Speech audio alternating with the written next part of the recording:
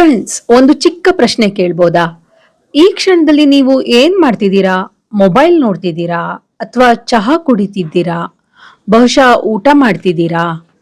ನಿಮ್ಮ ಮನೆಯಲ್ಲಿರುವ ನಿಮ್ಮ ಅಮ್ಮ ಈಗ ಏನ್ ಮಾಡ್ತಿದ್ದಾರೆ? ಅಡಿಗೆ ಮಾಡ್ತಿದ್ದಾರಾ ಅಥವಾ ಟಿವಿ ನೋಡ್ತಿದ್ದಾರಾ?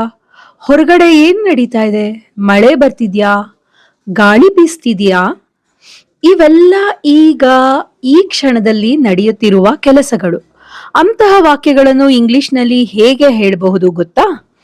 ಇವತ್ತಿನ ಡೇ 8 ಕ್ಲಾಸ್ನಲ್ಲಿ ಅದನ್ನೇ ಕಲಿತಿದ್ದೀವಿ ನಾವಿವತ್ತು. ಈ ಒಂದು ಪಾಠ ಕಲ್ತ್ರೆ ನಿಮ್ಮ ದಿನನಿತ್ಯದ ಮಾತುಕತೆಯಲ್ಲಿರುವ ಸುಮಾರು 30% ಸೆಂಟೆನ್ಸಸ್ನ ಈಸಿಯಾಗಿ ನೀವು ಮಾತಾಡಬಹುದು. ಒಂದ್ ಕೆಲ್ಸ ಈಗ ನಡೀತಾ ಇದೆ ಅಂದ್ರೆ ಇಂಗ್ಲಿಷ್ನಲ್ಲಿ ನಾವು ಒಂದು ಸ್ಪೆಷಲ್ ಆದ ವಿಶೇಷವಾದ ರಚನೆಯನ್ನ ಬಳಸ್ತೀವಿ. ಮೊದಲು ಒಂದು ಸಣ್ಣ ನಿಯಮನ ನೋಡೋಣ.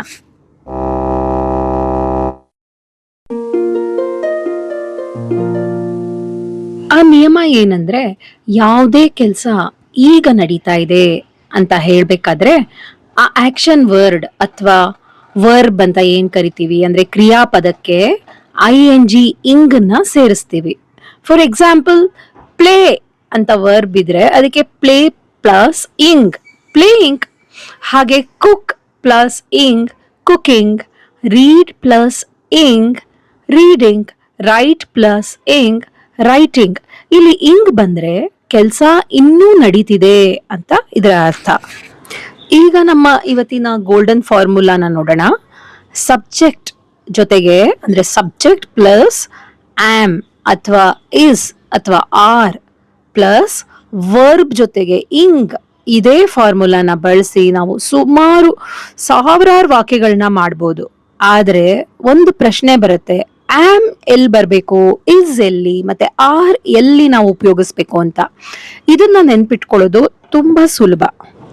ಇಲ್ಲಿ ಗಮನಿಸಿ, ಐ ಬಂದ್ರೆ ಯಾವಾಗ್ಲೂ ಆಮ್ ಬರಬೇಕು. ಹಿ, ಶಿ, ಇಟ್ ಅಥವಾ ಒಬ್ಬ ವ್ಯಕ್ತಿಯ ಹೆಸರು ಬಂದ್ರೆ ಇಸ್ ಬರಬೇಕು. ಆಮೇಲೆ ವಿ, ಯು, ದೇ ಅಥವಾ ಬಹುವಚನ ಬಂದ್ರೆ ಆರ್. ಇಷ್ಟೇ, ಇದನ್ನ ನೆನ್ಪಿಟ್ಕೊಂಡ್ರೆ ಸಾಕು. ಮೊದಲು ಐ ಜೊತೆ ವಾಕ್ಯಗಳನ್ನ ನೋಡೋಣ. ನಾನು ಇಂಗ್ಲಿಷ್ ಕಲಿಯುತ್ತಿದ್ದೇನೆ. I am learning English. ನಾನು ಚಹಾ ಕುಡಿಯುತ್ತಿದ್ದೇನೆ. I am drinking tea. ನಾನು ಕೆಲಸ ಮಾಡುತ್ತಿದ್ದೇನೆ. I am working. ನಾನು ಬರೆಯುತ್ತಿದ್ದೇನೆ. I am writing. ಈಗ ಹಿ, ಶಿ, ಇಟ್ ಅಥವಾ ಒಬ್ಬ ವ್ಯಕ್ತಿಯ ಹೆಸರು ಬಂದ್ರೆ ಸೆಂಟೆನ್ಸಸ್ನ ಹೇಗ್ ಮಾಡ್ಬೇಕು ಅಂತ ನೋಡೋಣ. ಅವನು ಓಡುತ್ತಿದ್ದಾನೆ ಅಂದ್ರೆ ಹಿ ಇಸ್ ರನ್ನಿಂಗ್. ಅವಳು ಅಡಿಗೆ ಮಾಡುತ್ತಿದ್ದಾಳೆ ಅಂದ್ರೆ ಶಿ ಇಸ್ ಕುಕ್ಕಿಂಗ್. ಮಳೆ ಬರ್ತಿದೆ, ಇಟ್ ಈಸ್ ರೈನಿಂಗ್. ರಾಜು ಮಲಗಿದ್ದಾನೆ, ರಾಜು ಇಸ್ ಸ್ಲೀಪಿಂಗ್.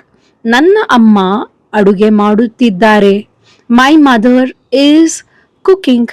ಇಲ್ಲಿವರೆಗಿನ ಕ್ಲಾಸು ನಿಮಗೆ ಸುಲಭವಾಗಿ ಅರ್ಥ ಆಗ್ತಿದ್ರೆ 1 ಸೆಕೆಂಡ್ ಸಮಯ ತಗೊಂಡು ಇಂಗ್ಲಿಷ್ ಸೋ ಈಸಿ ಚಾನೆಲ್ಗೆ ಸಬ್ಸ್ಕ್ರೈಬ್ ಆಗಿ ಬೆಲ್ ಐಕನ್ ಒತ್ತಿ. ಹೀಗೆ ಮಾಡಿದರೆ ನಮ್ಮ ಮುಂದಿನ ಪ್ರತಿಯೊಂದು ಕ್ಲಾಸ್ ಕೂಡ ನಿಮಗೆ ಸಮಯಕ್ಕೆ ಸಿಗುತ್ತೆ. ಈಗ ಒಂದಕ್ಕಿಂತ ಹೆಚ್ಚು ಜನ ಇದ್ದರೆ ನಾವು ARE ಆರ್ ಬಳಸುತ್ತೇವೆ.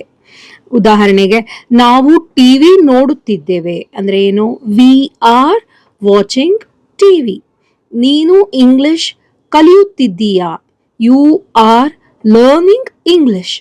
ಅವರು ಕ್ರಿಕೆಟ್ ಆಡುತ್ತಿದ್ದಾರೆ, ದೇ ಆರ್ ಪ್ಲೇಯಿಂಗ್ ಕ್ರಿಕೆಟ್. ಮಕ್ಕಳು ಓದುತ್ತಿದ್ದಾರೆ, ದ ಚಿಲ್ಡ್ರನ್ ಆರ್ ಸ್ಟಡಿಯಿಂಗ್. ಹಕ್ಕಿಗಳು ಹಾರುತ್ತಿವೆ, ದ ಬರ್ಡ್ಸ್ ಆರ್ ಫ್ಲೈಯಿಂಗ್. ಇವತ್ತಿನ ಕ್ಲಾಸ್ನಲ್ಲಿ ಸಂಪೂರ್ಣವಾಗಿ ಏನ್ ಹೇಳ್ಕೊಟ್ನೋ ಒಂದೇ ಸ್ಕ್ರೀನ್ ಮೇಲೆ ನೋಡೋಣ. ಐ ಆಮ್, ಹಿ, ಶಿ, ಇಟ್ಗೆ is, we, you, they, are ನಂತರ ವರ್ಬ್ ಪ್ಲಸ್ ಇಂಗ್. ಅಷ್ಟೇ ಇವತ್ತಿನ ಕ್ಲಾಸ್. ಆಯ್ತಾ? ಈಗ ನಿಮ್ಮ ಸರ್ದಿ. ಈ 5 ವಾಕ್ಯಗಳನ್ನು ಇಂಗ್ಲಿಷ್ಗೆ ಟ್ರಾನ್ಸ್ಲೇಟ್ ಮಾಡಿ. ನಾನು ಕಾಫಿ ಕುಡಿಯುತ್ತಿದ್ದೇನೆ. ಅವಳು ಪುಸ್ತಕ ಓದುತ್ತಿದ್ದಾಳೆ. ಅವರು ಬರುತ್ತಿದ್ದಾರೆ. ಹಕ್ಕಿಗಳು ಹಾರುತ್ತಿವೆ. ಅವನು ನಗುತ್ತಿದ್ದಾನೆ. ಕಮೆಂಟ್ನಲ್ಲಿ ಇದನ್ನ ಟ್ರಾನ್ಸ್ಲೇಟ್ ಮಾಡಿ ಬರೀರಿ. ನಾನು ಸಾಧ್ಯವಾದಷ್ಟು ನಿಮ್ಮ ಉತ್ತರಗಳನ್ನ ಪರಿಶೀಲಿಸಿ ಎಲ್ಲೆಲ್ಲಿ ಮಿಸ್ಟೇಕ್ಸ್ ಇದೆಯೋ ಅದನ್ನ ಕರೆಕ್ಟ್ ಮಾಡಿ ನಿಮ್ಗೆ ಮತ್ತೆ ಪೋಸ್ಟ್ ಮಾಡ್ತೀನಿ. ಇದರಿಂದ ನಿಮ್ಗೆ ಇನ್ನೂ ಚೆನ್ನಾಗಿ ಪ್ರಾಕ್ಟೀಸ್ ಆಗತ್ತೆ. ಒಂದು ಇಂಪಾರ್ಟೆಂಟ್ ಟಿಪ್ ನ ಶೇರ್ ಮಾಡೋದಕ್ಕೆ ಇಷ್ಟಪಡ್ತೀನಿ. ಅದಕ್ಕೂ ಮುಂಚೆ ನಿಮ್ಗೆ ಏನ್ ಹೇಳ್ಬೇಕು ಅಂತಂದ್ರೆ, ಇವತ್ತಿನಿಂದ ನೀವು ಸುತ್ತಮುತ್ತ ನಡೀತಿರುವ ಕೆಲಸಗಳನ್ನ ಇಂಗ್ಲಿಷ್ ನಲ್ಲಿ ಹೇಳೋದಕ್ಕೆ ಅಭ್ಯಾಸ ಮಾಡ್ಕೊಳ್ಳಿ. ದಿನಕ್ಕೆ ಕೇವಲ 10 ನಿಮಿಷ ಅಭ್ಯಾಸ ಮಾಡಿದ್ರೂ ಸಾಕು. ನಿಮ್ಮ ಇಂಗ್ಲಿಷ್ ಮಾತನಾಡುವ ಕಾನ್ಫಿಡೆನ್ಸು ನಿಮ್ಗೆ ತಾನಾಗೆ ಹೆಚ್ಚಾಗುತ್ತೆ. ಇವತ್ತು ನಾವು ಕೆಲಸ ನಡೆಯುತ್ತಿದೆ ಅಂತ ಹೇಳೋದನ್ನ ಕಲ್ತ್ಕೊಂಡಿದೀವಿ. ಮುಂದಿನ ಡೇ 9 ನಲ್ಲಿ ನಾವು ಪ್ರಶ್ನೆಗಳನ್ನ ಹೇಗೆ ಕೇಳೋದು ಅಂತ ಕಲಿಯೋಣ. ಉದಾಹರಣೆಗೆ, are you coming, what are you doing, where are you going. ಹಾಗಾಗಿ ಮುಂದಿನ ಕ್ಲಾಸ್ ಮಿಸ್ ಮಾಡಬೇಡಿ. ವಿಡಿಯೋ ಇಷ್ಟ ಆಗಿದ್ರೆ ಲೈಕ್ ಮಾಡಿ, ಶೇರ್ ಮಾಡಿ ಮತ್ತು ಸಬ್ಸ್ಕ್ರೈಬ್ ಮಾಡಿ. ನಾನು ಮೊದಲೇ ಹೇಳಿದಾಗೆ ಒಂದು ಟಿಪ್ ಅನ್ನ ಶೇರ್ ಮಾಡ್ತಾ ಇದ್ದೀನಿ, ಸ್ಕ್ರೀನ್ ಅನ್ನು ನೋಡಿ. ಇಂಗ್ಲಿಷ್ ಮಾತನಾಡುವವರು ಯಾವಾಗಲೂ ಪೂರ್ಣ ರೂಪವನ್ನೇ ಬಳಸೋದಿಲ್ಲ. ಅವರು ಚಿಕ್ಕ ರೂಪಗಳನ್ನು ಅಂದ್ರೆ ಶಾರ್ಟ್ ಫಾರ್ಮ್ಸ್ ಅಥವಾ ಕಾಂಟ್ರಾಕ್ಷನ್ಸ್ ನ ಬಳಸ್ತಾರೆ. ಫಾರ್ ಎಕ್ಸಾಂಪಲ್, ಐ ಆಮ್ ಅನ್ನೋದಕ್ಕೆ ನೀವು ಐ ಆಮ್ ಅನ್ಬೋದು. He is he's, she is she's, it is it's, we are we are, you are you are, they are they are. ಆದ್ರೆ ನೆನಪಿರ್ಲಿ, ಮೊದಲು ಫುಲ್ ಫಾರ್ಮ್ಸ್ ಅನ್ನ ಚೆನ್ನಾಗಿ ಕಲೀರಿ, ನಂತರ ಮಾತ್ರ ಈ ಶಾರ್ಟ್ ಫಾರ್ಮ್ಸ್ ಬಳಸಲು ಪ್ರಾರಂಭಿಸಿ. ಆಗ ನಿಮ್ಗೆ ಯಾವುದೇ ಗೊಂದಲ ಇರೋದಿಲ್ಲ. ಇನ್ನೊಂದು ಸಣ್ಣ ವಿಷಯ, ಸಾಮಾನ್ಯವಾಗಿ ವರ್ಬ್ಗೆ ING ಹಿಂಗ್ ಸೇರ್ಸಿದ್ರೆ ಸಾಕು. ಉದಾಹರಣೆಗೆ ಪ್ಲೇಯಿಂಗ್ ಆಗತ್ತೆ, ರೀಡ್ READ ING ರೀಡಿಂಗ್ ಆಗುತ್ತೆ, COOK ಕುಕ್ ಅಂತಿದ್ರೆ COOK ING ಕುಕಿಂಗ್ ಆಗುತ್ತೆ. ಆದ್ರೆ ಕೆಲವು ಪದಗಳಲ್ಲಿ ಸಣ್ಣ ಬದಲಾವಣೆ ಆಗುತ್ತೆ. ರೈಟ್ ನಲ್ಲಿನ ಕೊನೆ ಇ ಹೋಗಿ WRITING ಆಗುತ್ತೆ. ಹಾಗೆ ಕಮ್ ನಲ್ಲಿ ಕೂಡ ಇ ಹೋಗಿ COMING ಆಗುತ್ತೆ.